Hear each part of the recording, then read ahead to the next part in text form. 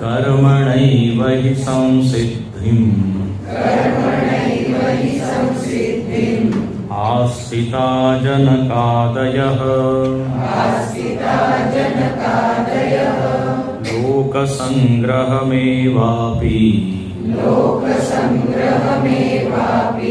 सम्पश्यन् कर्तुमर्हसि यद्यदाचरति श्रेष्ठः तत्तदेवेतरो जनः स यत्प्रमाणं कुरुते लोकस्तदनुवर्तते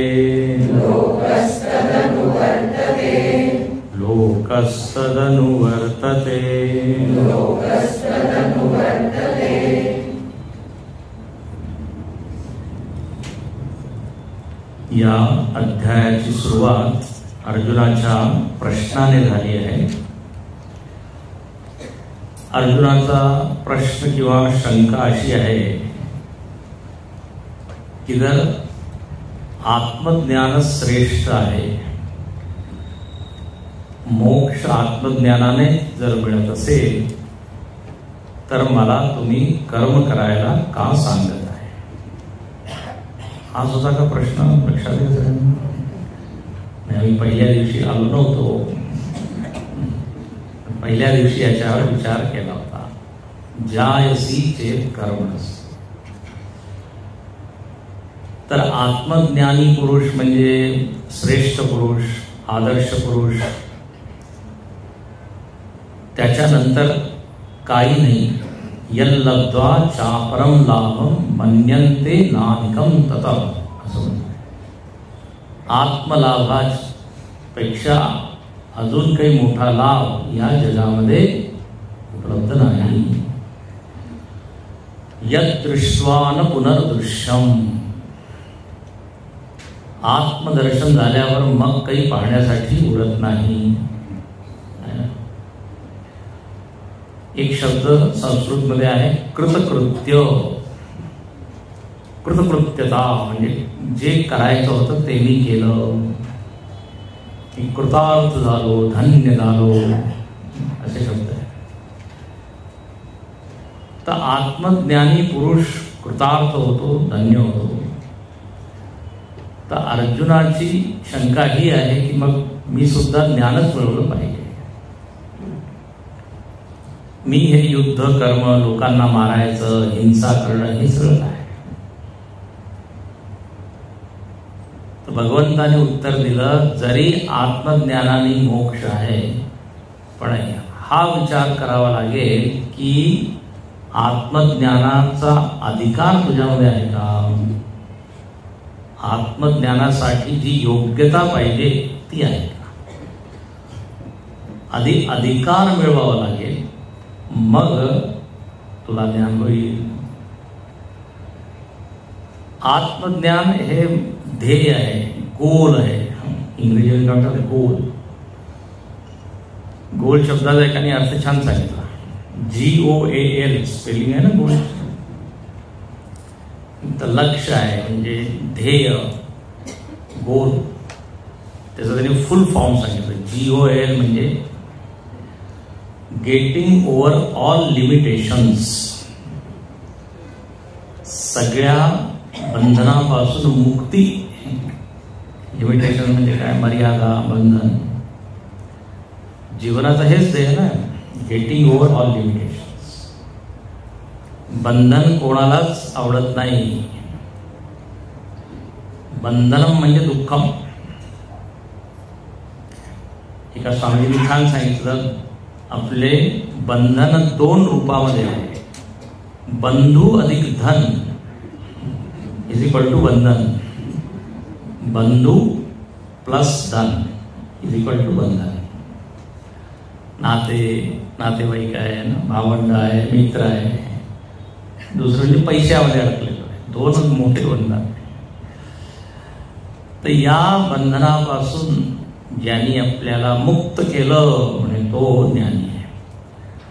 अर्जुनाची इच्छा आहे की मला सुद्धा मिळालं पाहिजे. भगवंत म्हणतात की ठीक आहे, पण तुला सुरुवात तिथूनच करावी लागेल जिथे तू उभा आहे. आत्मज्ञानासाठी बुद्धी सूक्ष्म पाहिजे, मन शुद्ध पाहिजे. जर ते तुझ्याकडे असेल तर ठीक आहे, तुला प्रवेश मिळेल. पण देव म्हणतो सध्या तुझ्याकडे असं नाहीये, म्हणून तू कर्मयोगाच्या द्वारे मनाला शुद्ध कर, बुद्धीला सूक्ष्म बनव, वैराग्याची प्राप्ती कर. कर्मयोग साधन आहे. योग्यता मिळवण्यासाठी कर्मयोग उपाय आहे. आणि एकदा तो तयार झाला की मग तुला मिळेल एंट्री. जसं मेडिकल कॉलेजमध्ये जर ऍडमिशन घ्यायची असेल तर काय एक टेस्ट द्यावी. एवढ्या मोठ्या परीक्षा आहे, मोठ्या मोठ्या संस्था आहे त्याच्यामध्ये, तर आधी त्यासाठी किती ते तयारी करतात. राजस्थानमध्ये कोटा नावाचं शहर आहे, तिथे फक्त IIT आहे ना, त्याचेच क्लासेस त्याच्यासाठी लोक मुलं जातात. तर अधिकार आधी मिळवावा लागेल. तर अर्जुना तस्माद असक्त सततम, तुला ध्येय गाठायचं आहे, चांगली गोष्ट आहे, पण त्यासाठी तयारी तुला करावी लागेल. आणखीन तुझा अधिकार आहे, तू कर्म करू शकतो. देवानी शक्ती दिली आहे, बुद्धी दिली आहे. तर जर चांगल्या पद्धतीने कर्म तू केले तर निश्चितच एक असं मन तुला मिळेल ज्याच्यामध्ये आत्मज्ञान सहजच तुला होईल. म्हणून इथे म्हणतात कर्माने सरळ आपल्याला मोक्ष मिळत नाही. कारण बंधनाचं कारण लक्षात ठेवा, अविचार आहे, अज्ञान आहे. अज्ञानामुळे बंधन आहे. याच्यावर खूप विचार केलेला आहे शास्त्रांमध्ये. आपल्याला वाटतं बंधनाचं किंवा दुःखाचं कारण काय आहे. हजारो कारण आपण सांगतो.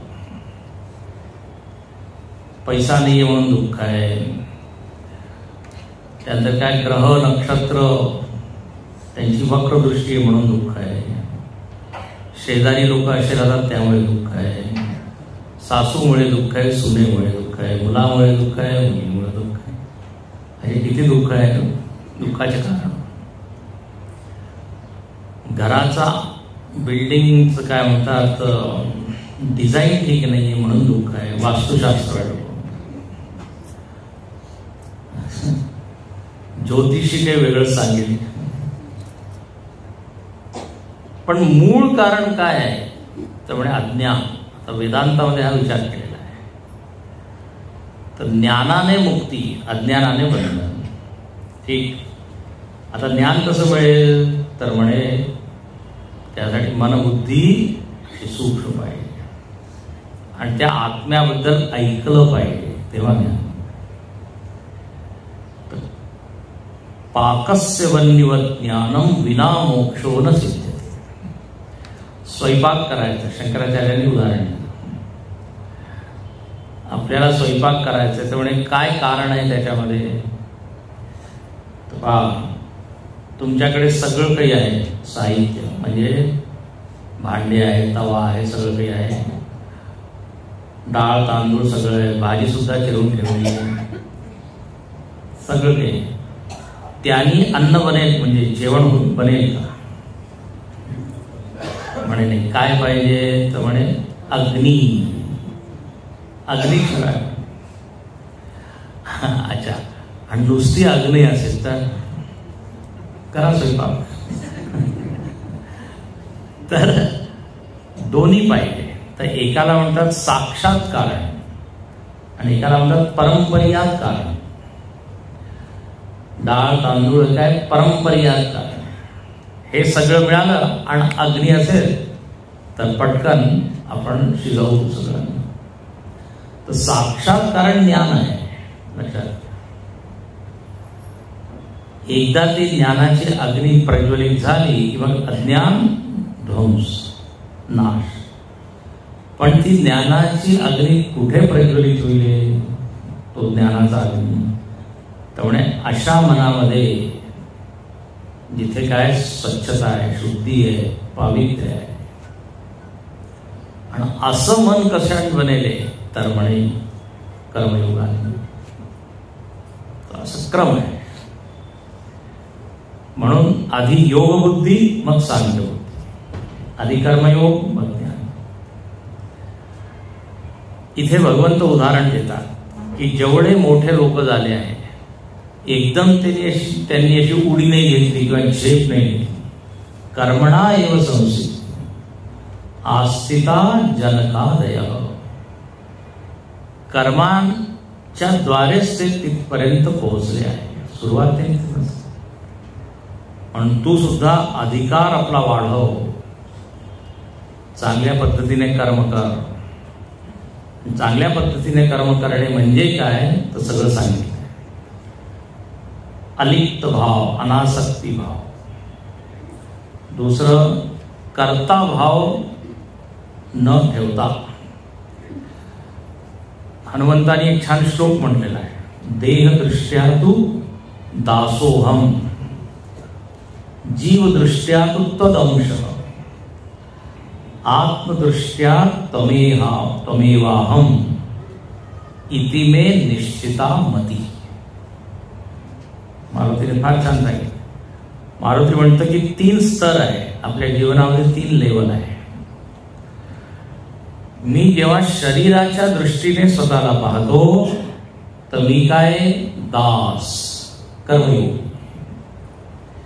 देहदृष्ट्या तू दासो. म्हणून दास्य भक्तीचा आदर्श उदाहरण म्हणजे कोण? हनुमंत. सतत उभा आहे देवासमोर. काय सांगा, पुढचं काम. मी नेहमी सांगतो ना, संस्कृतमध्ये त्याला म्हणतात किंकर. किंकर म्हणजे आता मी काय करू, पुढचा आदेश. किंकर म्हणजे असं नाही, हा आता पुढे सुट्टी केव्हा मला द्या.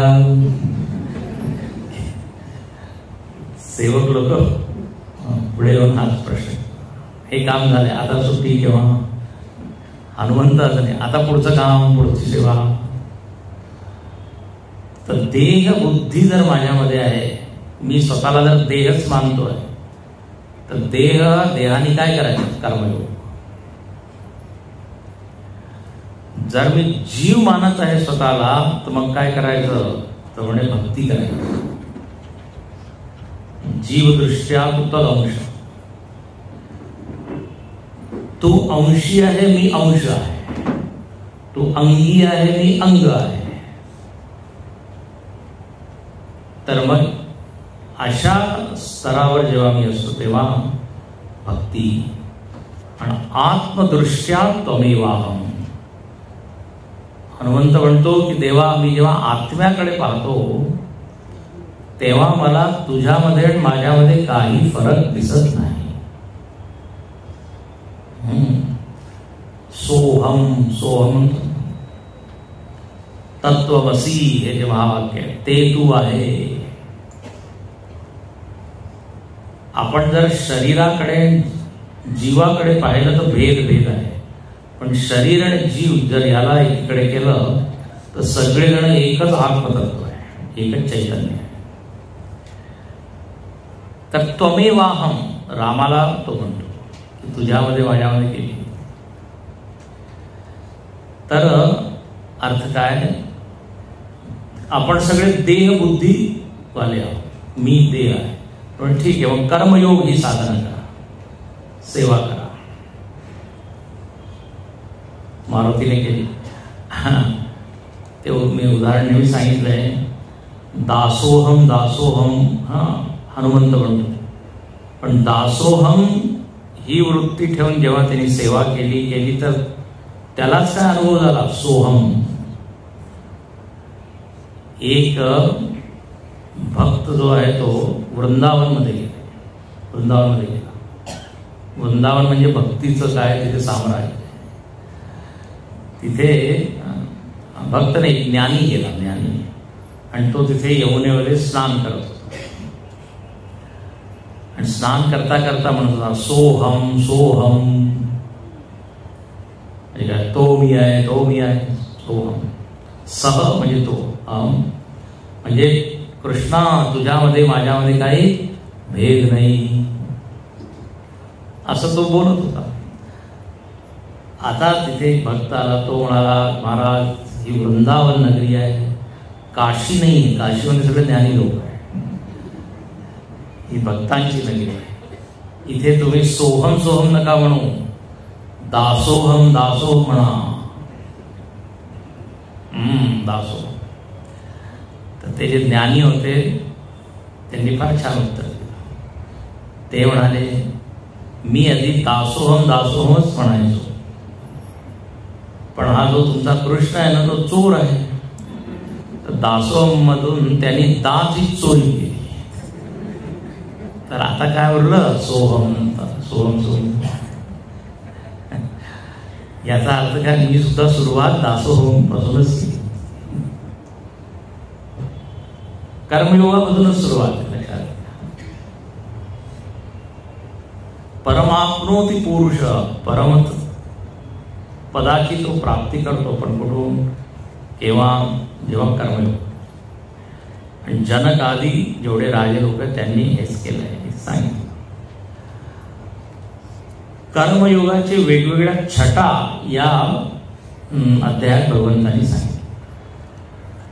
भगवंत म्हणतात कर्मयोग म्हणजे काय, यज्ञार्थात कर्मण म्हणजे ईश्वरार्थ कर्म करा.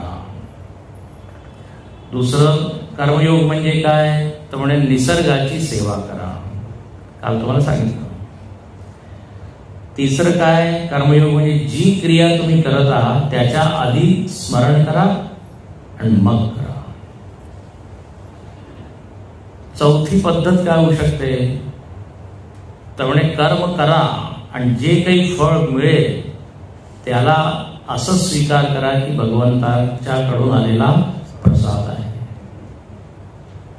बस, मग ते जे कर्म आहे ते काय होते, कर्मयोग. पाचवं इथे सांगितलं की कर्मयोग म्हणजे काय, तर म्हणे लोकसंग्रहमेवापि, समाजाची सेवा करणे सुद्धा कर्मयोग आहे. आणि समाज सेवा म्हणजे उन्मार्ग प्रवृत्ती निवारणम. लोकांना वाईट मार्गापासून परावृत्त करून जे सत्याचं मार्ग आहे त्याच्यामध्ये त्यांना लावून देणं समाजकार्य आहे. म्हणून जे नेते लोक आहेत, नेते, त्यांचं हेच कर्तव्य. नेता शब्द जो आहे ना, तो नी धातूपासून बनतो. नी नयना, जो घेऊन जातो त्याला म्हणतात नेता. नेता नी पासून नेत्र, नीती हे सगळे. डोळे आपले उघडे असले की मग आपल्याला रस्ता दिसतो. तर नेता म्हणजे काय, समाजाचे नेत्र आहे. नेत्र असायला पाहिजे, त्यांच्या पाठीमागे पूर्ण समाज चालतो. तर इथे समाज संघटना किंवा समाज कार्य ही सुद्धा भगवंत म्हणतात फार मोठी सेवा आहे. कारण शेवटी समाज म्हणजे मीच आहे ना. मी फक्त वृंदावनामध्ये किंवा द्वारकेमध्ये तर नाही आहे. वासुदेव सर्वमिती, वासुदेव सर्व. कृष्ण माझी माता, कृष्ण माझा पिता, सगळंच कृष्ण. म्हणून भक्त काय म्हणतो, जेथे जातो तेथे तू माझ्या सांगा. आजकाल लोक मोबाईलकडे पाहून म्हणतात, जेथे जातो तेथे तू माझ्या सांगा. खरं म्हणजे देव असायला पाहिजे. मी ठेवितो मस्तक ज्या ठिकाणी तेथे दिसे पाय. ज्या ज्या ठिकाणी मन जाय माझे त्या त्या ठिकाणी निघू. मी ठेवितो मस्त. तर ही दृष्टी दृग्दृश्य एक ग्रंथ आहे त्याच्यामध्ये लिहिलेला आहे, यत्र यत्र मनो याति तत्र तत्र समाधय. जिथे जिथे त्याचं मन जातं तिथे तिथे तो समाधी लावतो, म्हणजे समाधी लागते त्याची. जो उच्च साधक आहे, सिद्ध आहे, त्याला समाधीसाठी हिमालयामध्ये जाण्याची गरज नाही. स्वामी विवेकानंद म्हणायचे की सिद्ध पुरुष मार्केटमध्ये सुद्धा समाधी लावू शकतो, कारण त्याचं मन त्या स्तरावर आहे. तर इथे म्हणतात की लोकसंग्रहमेवापि संपश्यन कर्तुमर्हसि. अरे अर्जुना, तुला जरा समाजाकडे बघून मग काम केलं पाहिजे. तुझ्याकडे सगळे लोक पाहतात, तू पुढारी आहे, तू नेता आहे, सगळेजण तुला श्रेष्ठ मानतात. यद्यदाचरति श्रेष्ठ. श्रेष्ठ माणूस जसं करतो त्याप्रमाणे सगळे लोक करतात. काल आपण पाहिलं, अनुसरण ते करतात, अनुकरण करतात. आणि अनुकरण सोपं आहे, उपदेश ऐकून करणारे लोक फारच कमी आहे. एक स्वामीजी म्हणायचे, आजपर्यंत कोणी कोणाला समजवू शकलं नाही,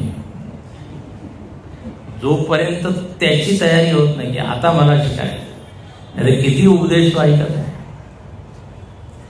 ऐकून सोडून देतो. अनेक लोक सत्संग प्रूफ झालेले, म्हणजे सत्संग प्रूफ हे काय, हा काय शब्द आहे. तसं एक घड्याळ वॉटरप्रूफ असतं, म्हणजे पाण्यामध्ये जर टाकलं तर काही त्याचा परिणाम होत नाही. त्याचप्रमाणे सत्संगाचा काही परिणाम होत नाही.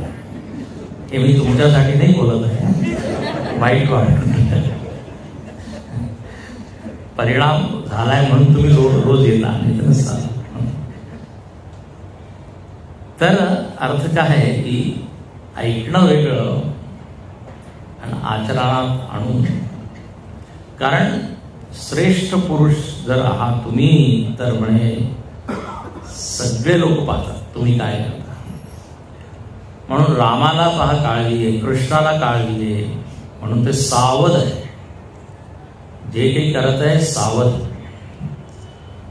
समर्थ रामदास स्वामींनी काय सांगितलं, प्रथम ते हरिकथा निरूपण, दुसरे ते राजकारण, तिसरे ते सावधपण सर्व विषयी, चौथा ते साक्षेप.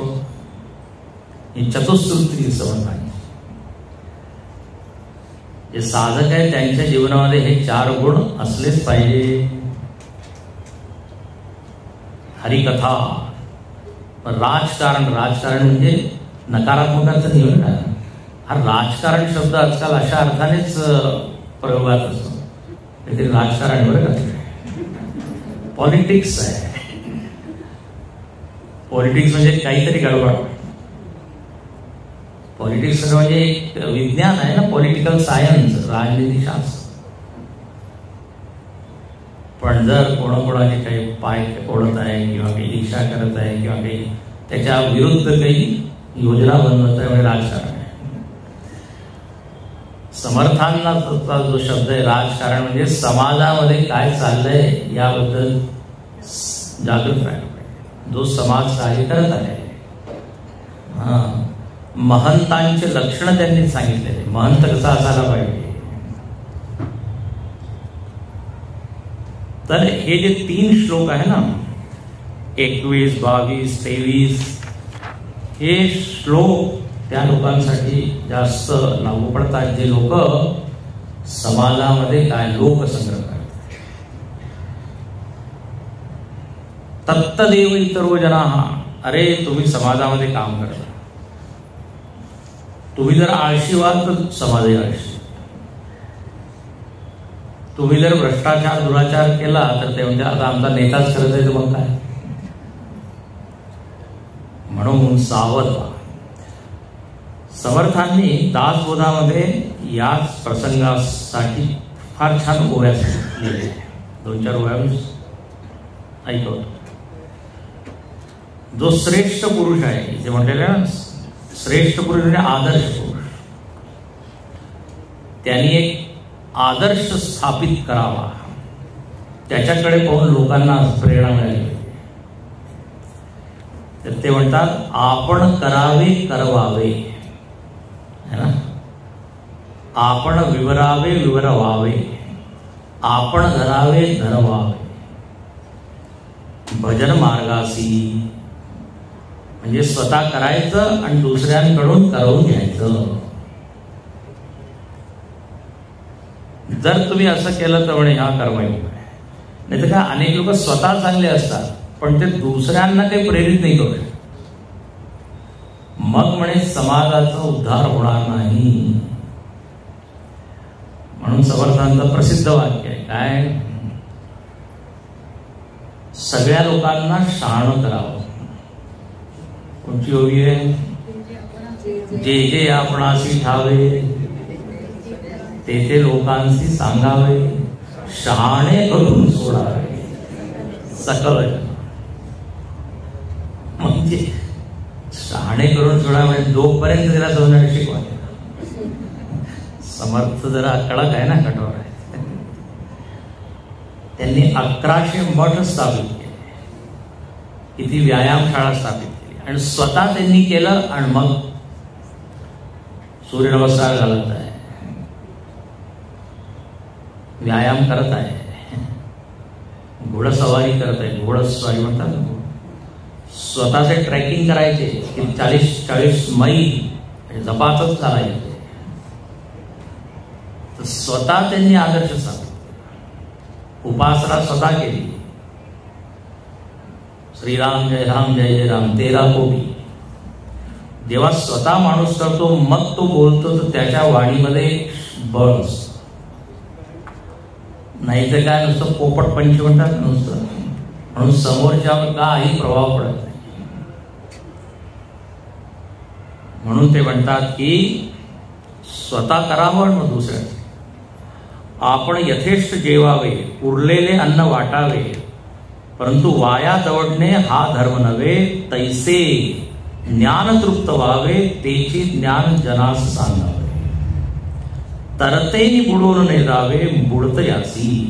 याचा अर्थ काय म्हणे, जेवा स्वतः म्हणजे उरलेलं अन्न ते सगळ्यांना वाटा, वाया घालू नका. त्याचप्रमाणे आधी ज्ञान मिळवा आणि मग ज्ञान सांगा. आणि जे जगामध्ये बुडत आहेत त्यांना काय, त्यांचा उद्धार. नाही तर त्या ज्ञानाचा काय फायदा, स्वार्थ झाला ना, तुम्ही स्वतः उद्धार केला.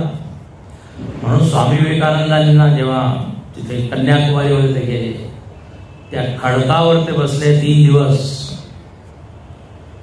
कन्याकुमारी, ध्यान केलंय त्यांनी. आणि मग त्यांना हीच पूर्ण झाली की अरे मी माझ्यासाठी तर मोक्ष मागू शकतो, पण आता पूर्ण समाज किती दरिद्री आहे, गरीब आहे, जोपर्यंत त्यांची मी सेवा करणार नाही, त्यांना जोपर्यंत शिकवणार नाही तोपर्यंत जीवन खऱ्या अर्थाने सार्थक होणार नाही. त्यांना त्याच्या अंतःप्रेरणा नव्हती, देवानेच प्रेरणा दिली. आणि मग त्यांनी रामकृष्ण मिशन वगैरे सगळं काय, अगदी असंच चिन्मयानंदांबरोबर झालं. हिमालयामध्ये ते शिकत होते, उत्तर काशीमध्ये स्वामी तपोवनजी महाराजांच्या आचार्यत्वामध्ये. गंगा तिथे वाहते, गंगेच्या काठीच ते राहत असते. एक दिवस बसले होते तेव्हा त्यांना अशी काही प्रेरणा मिळाली की जणू काही गंगा माता सांगत आहे की जशी मी इथून निघते आणखी गंगा सागरपर्यंत जाते आणि किती लोकांना पवित्र करते, त्याचप्रमाणे तू सुद्धा हे ज्ञान जे मिळालेलं आहे ते इथून घेऊन समाजामध्ये वाट. आणि म्हणूनच त्यांनी मग चिन्मय मिशनची स्थापना. आणि आज जवळजवळ 250 सेंटर पूर्ण भारतामध्ये, 28 पेक्षा जास्त आपल्या देशांमध्ये आहे. इतकं व्यापक आता ही संस्था. भारतानंतर अमेरिकेमध्ये जवळजवळ 40 आपले आश्रम आहे. त्यांना एवढं मोठं कार्य त्यांनी केलं. आणि जवळजवळ 250-300 लोकांची, स्वामीजी लोकांची फौज त्यांनी तयार केली. अगदी हाच सिद्धांत, स्वतः मोक्ष त्यांनी मिळवला नाही, अनेक लोकांना त्यांनी मुक्ती दिली. तर भगवंत हेच म्हणतोय अर्जुनाला, अरे बाबा तू स्वतःकडे नको बघू, जरा जगाकडे बघ, देशाकडे बघ. लोकसंग्रहमेवापि संपश्यन् कर्तुमर्हसि. लोकसंग्रहासाठी तू. समर्थ रामदास स्वामी म्हणतात की जे ज्ञानी लोक आहे त्यांच्यामध्ये दुर्गुण नसायला पाहिजे, कारण सगळे लोक तेच पाहतील आणि ते म्हणतील अरे जर ज्ञानी असून हे दुर्गुण याच्यामध्ये असू शकतील तेव्हा आम्ही सुद्धा त्याचं अनुकरण करू. म्हणून ते म्हणतात दंभ दर्प अभिमान छान होईल, क्रोध आणि कठीण वचन हे अज्ञानाचे लक्षण भगवद्गीतेत बोलिले. समर्थ रामदास पहिल्या समासामध्ये त्यांनी सांगितलेलं आहे किती प्रकारच्या गीता मी वाचल्या आहे त्या लिहितात, आणि त्याच्या संमतीनेच मी काय दासबोध लिहित आहे. भगवद्गीता, उद्धव गीता, अष्टावक्र गीता, गीता अनेक आहे. त्यामुळे तिथे श्रेष्ठ माणसाचे लक्षण सांगितलेले ज्ञानीचे आणि अज्ञानीचे. तर अज्ञानीचे काय लक्षण सांगितले, दंभ दर्प अभिमान वगैरे. त्यामुळे हे नसायला पाहिजे. मग इथे म्हणतात की जर तुम्ही स्वतःला आदर्श मानत असाल तर मग काय करा, तर म्हणे क्रिया करा, तसं काही आचरण करा. हे पण किती कठोर ओवी आहे. क्रियेविण शब्द ज्ञान त्याची श्वानाचे वमन. वमन म्हणजे काय, ओकारी. भले तेथी अवलोकन कदापि न करीती. क्रियेविण शब्द, नुसतं बोलत आहे, नुसते भाषणबाजी, कार्य केले म्हणे हे तर काय नुसतं वमन आहे. म्हणून बोलण्यासारखे चालणे, स्वये करून बोलणे, तयाची वचने प्रमाणे मानिती जनी. तेच दिलेले तेच की जे लोक जसं बोलतात तसं करतात तर मग लोक त्याला प्रमाण मानतात, प्रभाव पडतो. म्हणून श्रेष्ठ जे लोक आहे, आदर्श लोक आहे, त्यांच्यावर खूप काय जबाबदारी आहे. आणि इथे भगवंत स्वतःचं उदाहरण देतात. ते म्हणतात पहा जरा माझ्याकडे पहा, अर्जुना माझ्याकडे पहा, मी कसं करतो. 22वा श्लोक, न मे पार्थास्ति कर्तव्यम् त्रिषु लोकेषु किंचन नानवाप्तमवाप्तव्यम् वर्त एव च कर्मणि न मे पार्थास्ति कर्तव्यम् त्रिषु लोकेषु किंचन नानवाप्तमवाप्तव्यम् वर्त एव च कर्मणि. काल मी थोडक्यात त्याचा अर्थ सांगितला होता. भगवंत म्हणतात न अनवाप्तव्यम वाप्तव्यम, म्हणजे माझ्यासाठी अनवाप्त नाही. अनवाप्त म्हणजे अप्राप्त. मी कोणत्याच बाबतीत अपूर्ण नाही असं. सगळ्याच बाबतीत काय, मी पूर्ण आहे. तर जर मी पूर्ण आहे तर मला खरं म्हणजे काहीच कर्तव्य नाहीये. तरी मी करतो वर्त एवच कर्मणी. इथे भगवंत स्वतःला ईश्वर म्हणून सांगत आहे. इथे दोन दृष्टीने आपण कृष्णाकडे बघू शकतो. एक तर श्रेष्ठ पुरुष, कारण आता त्यांनी काय उदाहरण दिलं, यद्यदाचरती श्रेष्ठ. तर मी एक श्रेष्ठ पुरुष आहे, लोक मला काय म्हणतात, श्रेष्ठ. कृष्णं वंदे जगद्गुरु, है ना. कृष्णस्तु भगवान स्वयं. त्यामुळे मला माझ्यामध्ये सगळ्यांची श्रेष्ठ बुद्धी आहे.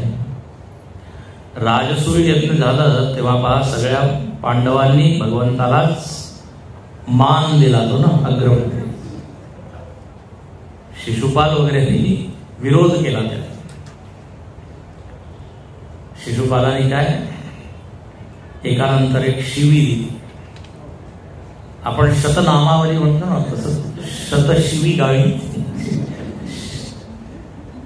एकानंतर एक. भगवंत बोलत होते एक बोध माहित असेल तुम्हाला गोष्ट. 100 झाल्यावर भगवंतांनी मस्तक ठेवले. तर शिशुपाल वगैरे हे जे आसुरी वृत्तीचे लोक त्यांना जर सोडलं तर सगळेजण कृष्णाला काय म्हणणार श्रेष्ठ. जे कृष्ण करेल ते बरोबर करेल, जे तो सांगेल बरोबर.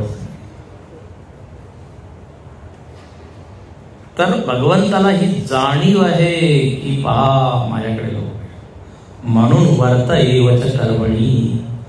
जरी मला काही मिळवायचं नाही, काही यश कीर्ती प्रसिद्धी काही मिळवायची नाही, काही मला भारतरत्न पद्मविभूषण पद्मभूषण काही नाही करायचं.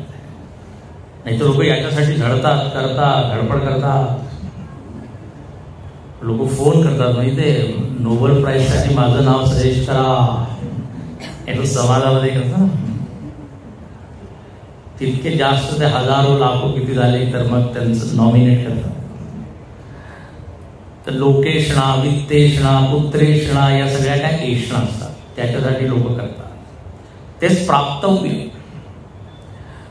पण इथे भगवंत म्हणतो की मी तर श्रेष्ठ, मी तृप्त आहे, मी ज्ञानी आहे. तर मग काय मला मिळवायचं आहे. आता तर महापुरुष म्हणजे कृष्णसारखा श्रेष्ठ माणूसही जर अतृप्त असेल तर मग त्याला श्रेष्ठ का म्हणायचं. तर श्रेष्ठ पुरुष. अच्छा दुसरं काय कृष्णाला नुसतं श्रेष्ठ पुरुष म्हणून नाही चालणार. म्हणजे तो तर कोण आहे भगवान आहे, देव आहे. तर देव तर नेहमीच तृप्त आहे, पूर्ण आहे. सगळ्याच बाबतीत देव पूर्ण आहे. ज्ञानाच्या बाबतीत शक्तीच्या बाबतीत. हे बघा फरक सांगतो मी. ईश्वर आणि जीव यामध्ये फरक काय आहे. तसे तर अनेक फरक आहे. ईश्वर एक आहे, जीव अनेक आहे. पण सगळ्यात मोठा फरक किंवा अंतर काय आहे. त्यामुळे जीव अपूर्ण आहे. ज्ञानाच्या दृष्टीने अपूर्ण आहे. किती आपल्याला ज्ञान नाही, स्वतःच माहित नाहीये, जगाचं किती माहिती थोडंफार. त्यानंतर शक्तीच्या दृष्टीने अपूर्ण आहोत की नाही. किती शक्ती. जास्त खाऊ नाही शकत, जास्त फिरू नाही शकत. मर्यादा आहे आपली. म्हणून आपण जी कंपनी उघडतो त्याचं नेहमी नाव असतं limited company. Not unlimited company. देवाचीच एक अनलिमिटेड आहे. बाकी देश काल वस्तू शक्ती बुद्धी धन सगळ्या दृष्टीने आपण अर्धवट अपूर्ण. कमतरता सतत आपल्यामध्ये भासत असते. अजून मिळवायचं अजून मिळवायचं.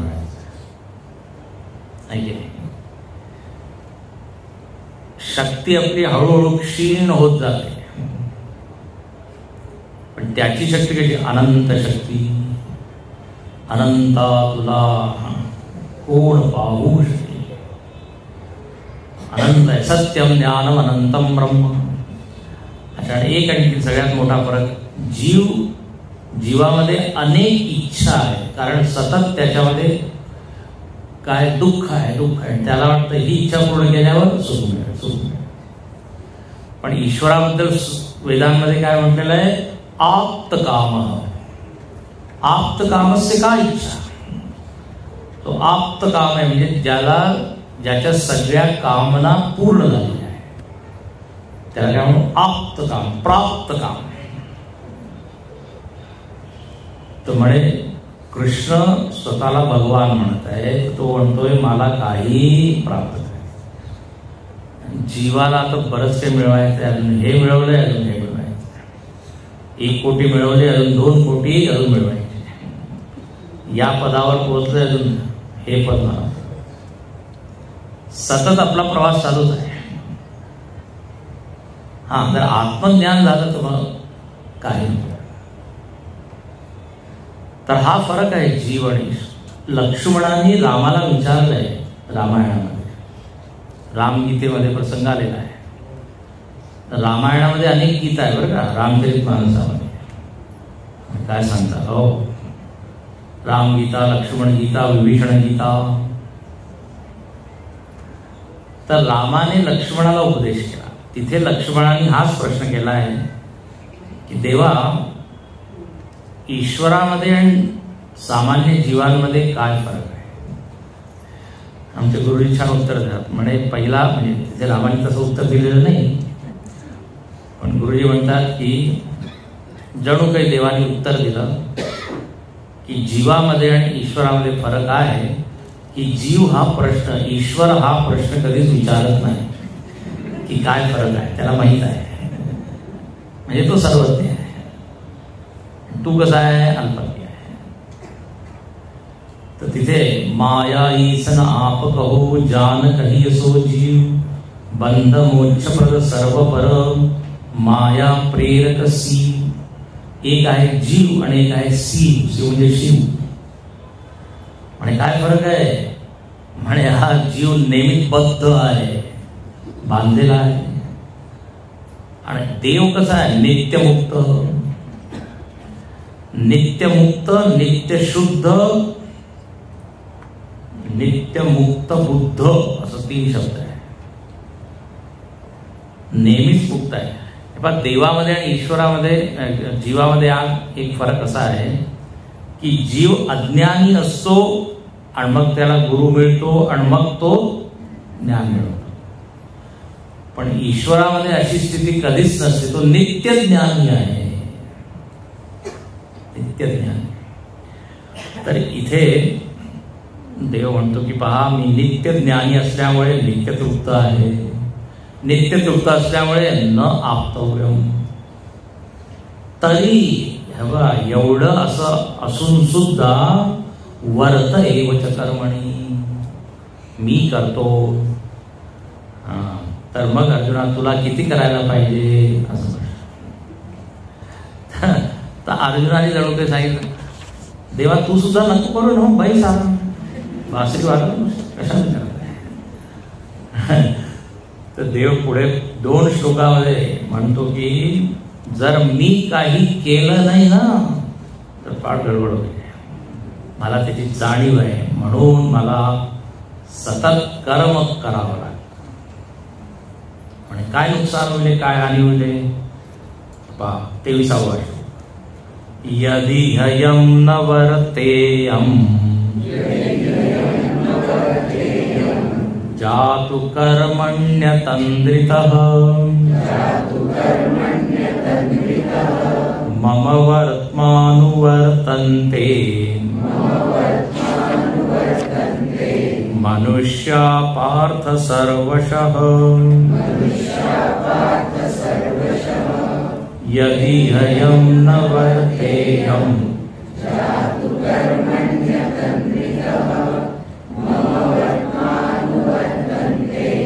मनुष्या पार्थ सर्वशः. कृष्ण म्हणतो इथे की यदि म्हणजे जर अहम न वर्तेयम जातु कदाचित, जर मी कर्म केले नाही, कर्मामध्ये मी संलग्न राहिलो नाही. आणि कसं? कर्मणी अतंद्रित. अतंद्रित म्हणजे आलस्यरहित. आळस सोडून जर मी कर्म केले नाही तर काय होईल? मम वर्त्म अनुवर्तन्ते मनुष्याः. वर्त्म म्हणजे मार्ग. माझ्या मार्गाचं हे सगळे लोक काय करतील? अनुसरण, अनुकरण. मी जसा वागत आहे तसेच हे सगळे वागतील. तर मी झोपलोय तर सगळेजण झोपतील, पूर्ण समाज झोपेल. होता ना, ऑफिसमध्ये जर बॉस झोपलाय तर सगळे बॉस आपण झोपू. अगदी समाजामध्ये पण पाहतो. शिक्षक जर झोपले आहे तर मग मुलं सुद्धा. म्हणून किती मोठी जबाबदारी आहे. तर यदीही अहम न वर्ते, अतंद्रित म्हणजे सावध होऊन मला सतत करावं लागतं, नाही तर सगळे लोक मला दोष देतील, म्हणून मी सतत करतो. तर परत अर्जुनाला म्हणतात की जर मी करतोय तर तुला सुद्धा केलं पाहिजे. आता बा आपण समाजामध्ये पाहतो ना, कृष्णाने काही केलंय तर लगेच लोक म्हणतात की नाही कृष्णाने असं केलंय. कृष्ण जर 16,000 लग्न करू शकतात, 16,000 तर 4 लग्न केले तर काय हरकत. मी नेहमी भागवत कथेमध्ये सांगत असतो, भागवत कथा आम्ही करतो सप्ताह. लोक म्हणतात कृष्णाने असं केलं तर आम्ही केलं. तर कृष्ण म्हणतो ठीक आहे तुम्ही सगळं करा, पण आतापर्यंत जे जे मी केलंय ते सगळं करा. एका बाबतीत का तुम्ही बरोबर करता, लग्नाच्या बाबतीत आधी जे मी सगळं केलंय ते करा. 6व्या दिवशी मी विषपान केलंय, उतरा मावशी आली होती ना, तर आधी विष प्या मग करा पुढचं, उरला तर जिवंत राहा. समरथ भगवंताच्या लीला ईश्वरीय आहे, त्याची बरोबरी आपण करू नाही शकत. देवाने गोवर्धन उचलला तर जरा उचला एखादा डोंगर, रामशेष. एक बाल्टी उचलली की स्लिप डिस्क होऊन जात, हाडत होत.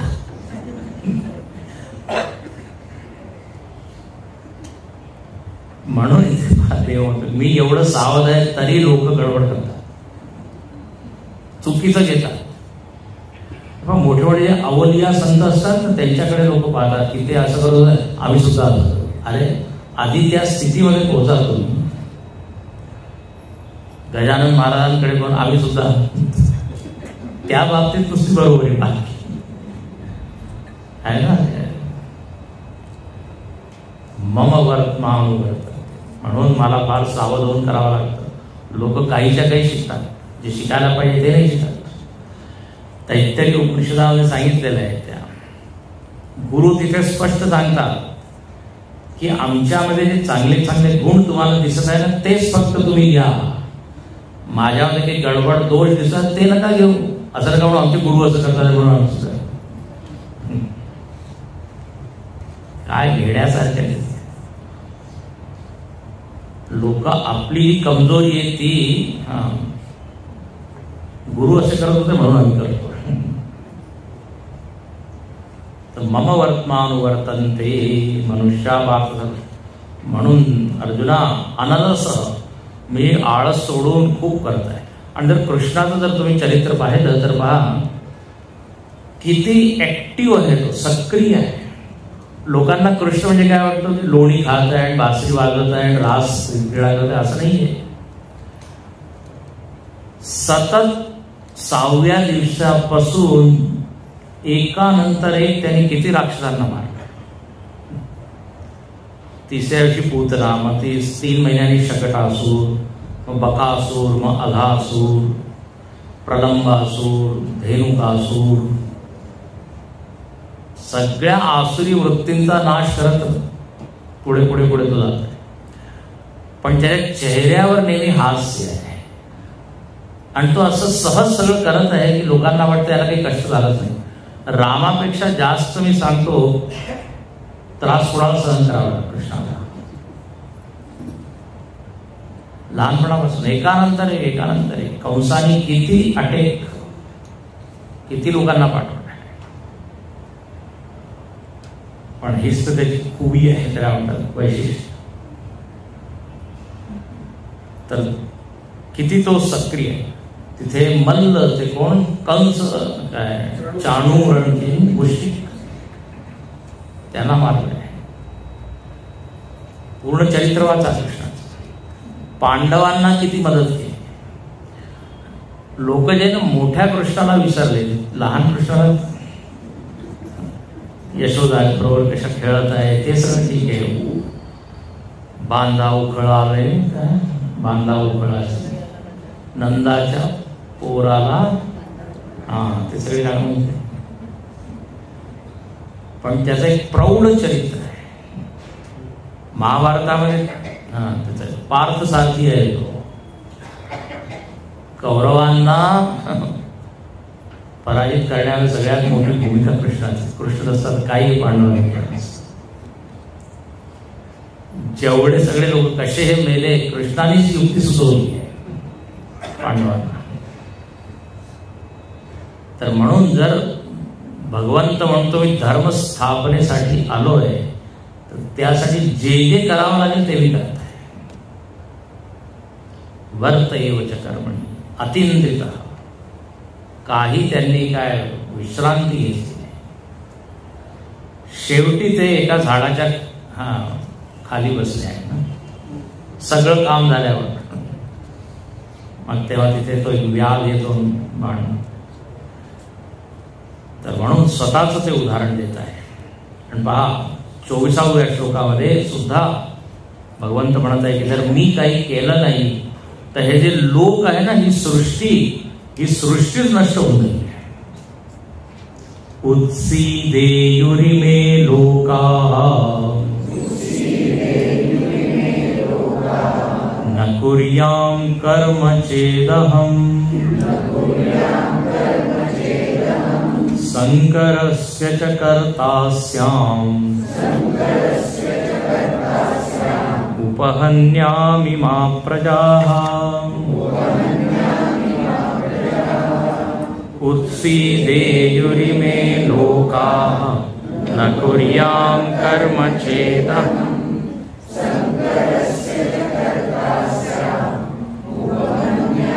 मा प्रजाः चेद अहम न कुर्याम कर्म. चेद म्हणजे जर मी जर कर्म केले नाही तर काय होईल सर्व लोक नाश पावतील. इमे लोकाः उत्सीदेयु संपूर्ण जग नष्ट होईल. म्हणून कारण मी जगाचा कर्ता धर्ता मी जगाचा नियामक संचालक. जर मीच नीट वागलो नाही तर काय सगळं काही नष्ट होईल. आणखीन संकरस्य कर्ता अस्याम. मी काय म्हणाविला जाईल मी संकरचा कर्ता आहे.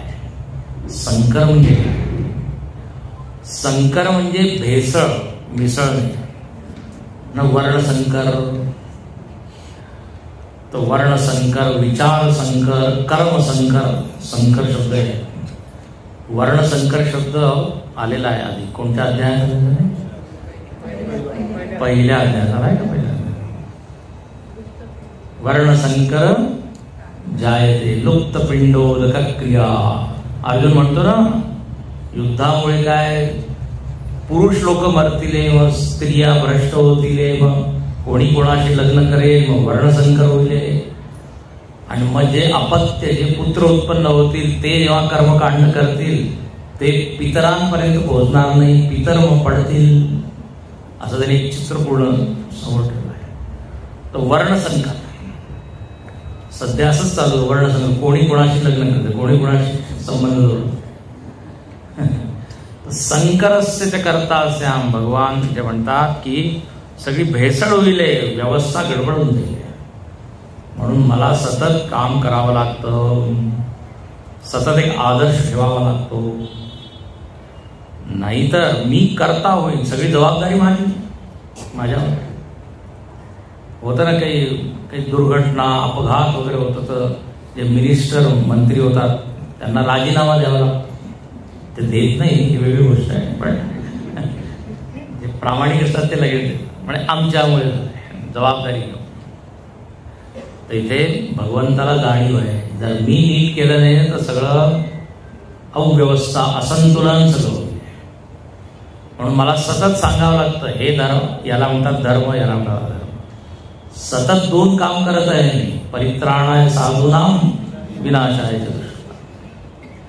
त्याच्यामुळे सृष्टी सुरळीत चालू आहे.